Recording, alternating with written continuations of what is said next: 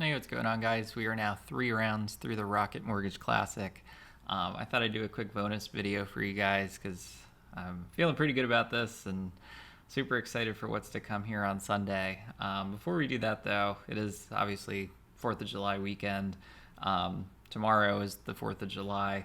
I think it's really important just to kind of reflect on like why we're even able to do this stuff. And honestly, from my perspective, yes, we have a lot of flaws. Yes, we have a lot of things we need to continue to work on.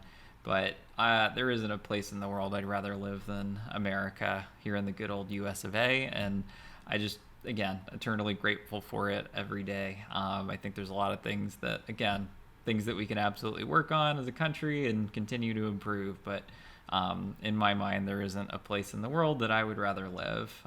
So again, just a quick note on Independence Day. I think, we should all take a step back and be really grateful for what we have and what we're able to do as a result of living in this country. Sky's the limit. You can pursue your dreams. You can make silly YouTube videos like this. You can do whatever you want, right? That's not necessarily true in other parts of the world. So, take advantage of the opportunity, live every day, live every moment, and, be grateful from my perspective for where we live. So anyway, that's enough of that. So hopefully you guys are having a nice holiday weekend, sweating out some golf.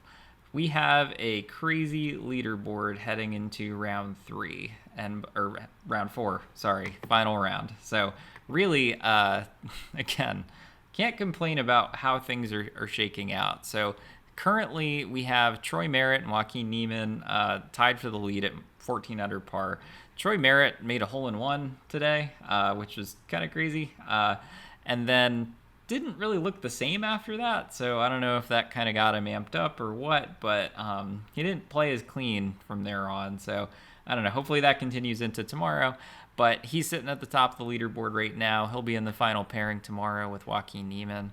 And then one shot back, the penultimate pairing, my favorite pairing, my guys, Hank Lebioda, Cam Davis. So they're sitting there one shot back, 13 under par. I think it's something that, again, like Joaquin Niemann is the clear-cut cream of the crop at the top of this leaderboard, but Hank Lebioda has been playing really well, continues to make putts, had some really fantastic iron and wedge shots today en route to his 66, so his best round of the week. So not a stretch to say if he does that again, he might be in the winner's circle. Cam Davis is a guy who has won around the world. He's a young guy, but he has the pedigree to take this thing down as well. So he fired off a 5 under 67 today, had a couple looks at a couple eagles, didn't make either of them, but he could have even had a bigger day. So I think it's just really important to note, who has kind of the stuff to win. I think Joaquin Niemann's done it before. He's been in the winner's circle a little over a year ago. He won at the Greenbrier. But Cam Davis is a guy who's won. He won the Australian Open against a pretty stacked field. So just something that I think is important to note. Then you have Brandon Hagee down here at minus 12. A bunch of guys here sitting at minus 11. So again, being 3-4 shots back, I think you still have a very good shot tomorrow. So we'll look at some of the data here in a second behind that. But Jason Kokrak is a guy that continues to ball strike the heck out of it this week. Just can't make a 5-foot putt to save his life. He could easily be running away with this thing if he was putting anywhere near what he had done earlier this year. Kevin Kisner, he kind of had a little bit of a stutter on the back today, but ended up finishing with a 69, so he's sitting there at 11 under as well. Richie Werenski, Pat Perez, Chris Kirk, and Tom Lewis, who started the day in the lead, but had a bit of a rough go of it. Again, I think a couple hiccups on the back coming in. So he's going to be coming in at minus 11. And then you have a whole bunch of guys at minus 10, minus 9. I think those guys are probably a little too far out of it. Ricky Fowler's back here. Keegan Bradley's back here. So there are some good names back here, but I think it's a really tall order to try and overcome a 5-shot lead when you have so many guys ahead of you. So there's basically 24 guys here at minus 9 or better, and I think it's just going to be a stretch to say that like none of these guys up here in the minus 11 range are going to go shoot a 4 or 5 under day. Maybe one of them will go out and shoot a 63, 64. We've seen a couple of those this week. So I would say in terms of who has a realistic shot of taking this thing down, it's probably these guys in the minus 11 or better range. And honestly, all of the win equity is sitting here at the top because there's nothing to suggest that any of these guys up top are going to have a huge hiccup. And really, you need multiple of them to do that, to bring some of these other guys down the board back into contention. So I'm not sure that that's going to happen. I'd be looking here at the top if I were going to play around with anything this week. I did want to use this as an opportunity, though, because I have 3 long shots in the mix, to show you guys a little bit about kind of a hedging strategy and how to think about things.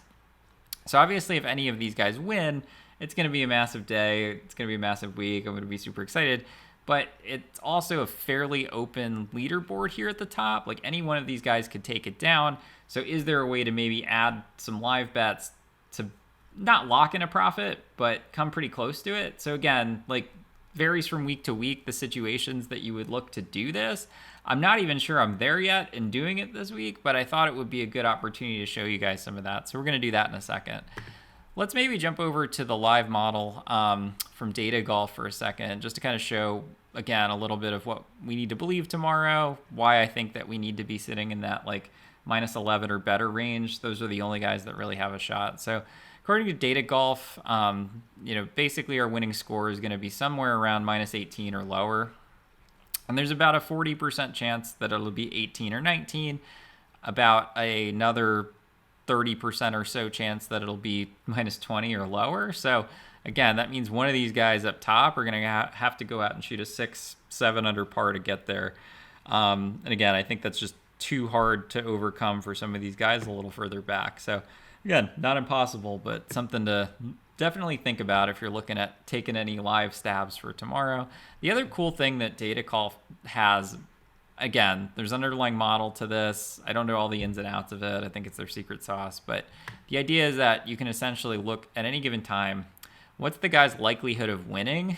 And I'm pretty sure that there's some historical strokes gained, like pedigree factor built into this. Otherwise, right, like it'd be just kind of a random assortment, right? Like if there's 10 guys in the mix, 1 out of 10, everyone would have a 10%, right? So I don't think that's true. And also there's the idea that there's some variation here. Some guys are starting a little bit further ahead. So right now, Joaquin Niemann is about a 30% chance of winning. Troy Merritt has about a 20.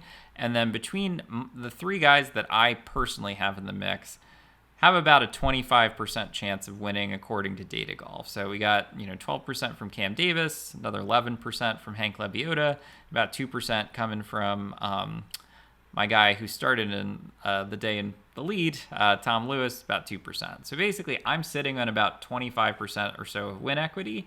Is there a way to make some bets here at the top that can lock in a profit for me?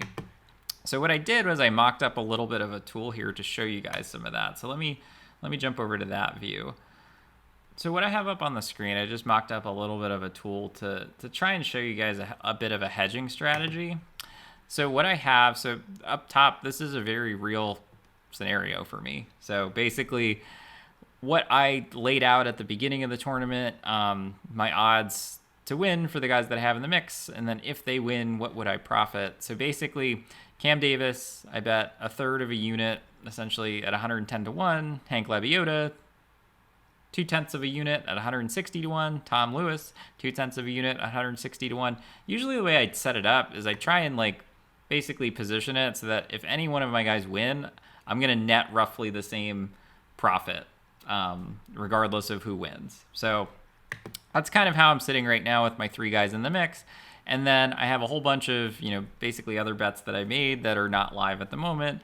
But I have 3 guys in the mix. My total investment for the week, 3 units. And if any of these guys win, I would net 32. Technically, this math is wrong because this profit already reflects that. So really what I want to do is just subtract out the dead money. Sorry about that. So if one of these guys win, I would make roughly 30 units. So a unit is another way of thinking about bets, right? So it could be, $10, it could be $100, it could be $500, whatever it is, right? Like it's basically like how much money you would stake for one kind of 50-50-ish bet, right? So think about like, you're betting on a basketball game, there's a favorite, right? Like how much would you bet on that favorite to win? Think about it that way. And then what I'm doing is essentially, with these long shots, taking a much smaller percentage of that because they have a much smaller than 50-50 shot of winning, right? So this is, again, just how I kind of set things up in terms of my betting card for the week. But this is where kind of hedging comes into play. So that's obviously a huge upside win, right? Like winning 30 units in a week is pretty fantastic, right? If I kind of keep the same allocation, it would pay for another 10 weeks of doing this, right? So that's great. But in terms of hedging strategy, we need to think about, like, is there a number that we're comfortable taking away from this week, right? So just as an example, like if I wanted to make sure I win 10 units, right? So as an example, if my bet size is $10, this would be basically coming away with $100 guaranteed for the week, right?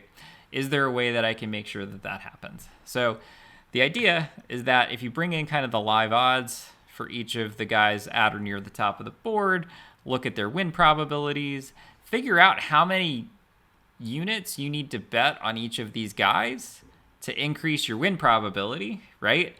And ensure that at the end of the day, you're netting out somewhere close to 10 units, right? So again, so just as an example, like if Joaquin Niemann won, he is currently 2-1 right now. I would have to bet a lot of units on that 2-1 to net me a 13 unit win on Joaquin Niemann, less all of the loss. Basically all of my other guys would then be losing bets, right? So less my total original investment for the week. So again, if Joaquin Niemann won in that scenario and I had bet basically down the board, that's what would happen, right? Now, if I were to go deeper than that, right? So if I were to bet Troy Merritt as well, right? I need to reflect the fact that I am now introducing essentially 10 units of additional risk, right? So this is the idea, right? So you can kind of bet incrementally down the board. It's going to chip away at your total profit the further down you go, but it will increase your probability of, so basically in a scenario where Joaquin Niemann and any of my guys were sitting there clear of the field at the very top, right? I could bet Joaquin Niemann at a very high clip and basically guarantee myself a win. This leaderboard is not set up for that right now. So basically there's way too many guys in the mix. Now, if you follow Data Golf's win probabilities, like I could basically wager an additional 12 units this week and give myself an 86% chance of making my 10 unit profit. But there's a 14% chance that I just blew an additional 12 units, right? So this is kind of the math that I do to figure out if I need to, again, if I'm okay locking in a profit of 10 units or 20 units, whatever it is, for the week, right? This is what I was saying in the video yesterday. Like, if you set yourself up in a good position, you have a bunch of guys in the race, you don't actually need those guys to win to have a nice week, right? So, like, this is how to think about how to hedge. And honestly, like, again, it's all about risk mitigation, right? So right now, I have about a 25% chance of hitting 30 units, right? So how do I increase my likelihood but chip down? So it's basically an expected value problem, right? So I can increase my likelihood of winning, right? But I'm chipping away at the upside when I do that, right? So I'm going to have to bet a lot of units on the guys at the top to basically catch that risk, right? So that's the idea. So hopefully that helps. That makes sense. Again, like if you're just having fun, like you don't need to go into this level of detail with it. But if you are, somewhat serious about doing this over the long haul and want to make sure that you're taking profits where it makes sense. Again, like if I had an outright on Joaquin Niemann too, I wouldn't even be looking at this. I would say, all right, I have 60% chance of hitting. If at some point during the day Sunday, I see that changes, right? Then I can update my kind of spreadsheet here and see if I need to do something, right? So maybe some guy comes into the mix, some guy goes out of the mix, right? Do I need to adjust my allocations accordingly, right? So again, if you're just having fun, you probably don't need to worry about this. You're probably okay losing 3 units for the week. That's fine, right? And in other scenarios, again, if you're kind of serious about, having a really awesome P&L at the end of the year, it may be a scenario where instead of taking 30, or some chance of hitting for 30, you may want to lock in 10, right? So again, just depends on your goals, thinking about some of the stuff, planning up front, but that's the idea. So anyway, I thought this was a good opportunity to show some of this stuff. If you guys have any questions too, feel free to reach out in the comments. Hit me up on either a DM or anything, right? I'm happy to talk folks through this stuff because I realize it's not the most straightforward thing in the world. I also realize that, not everyone is a math geek like me. So if there's something I can do to help, or even just like advice, like, hey, I have tickets on A, B, and C, these sorts of guys, what should I do? I'm happy to give my thoughts on that sort of thing too. So anyway, all of that to say, I am super pumped for a final round tomorrow. I think we have a really good chance at taking one of these things, with one of our guys taking this thing down. We got, 2 guys in the penultimate group. I think that actually may reduce some of the pressure on both of them, right? So they're not in the final group. There's still going to be eyes on them, but they can just go out there and fire at pins, right? Like there's no downside for them.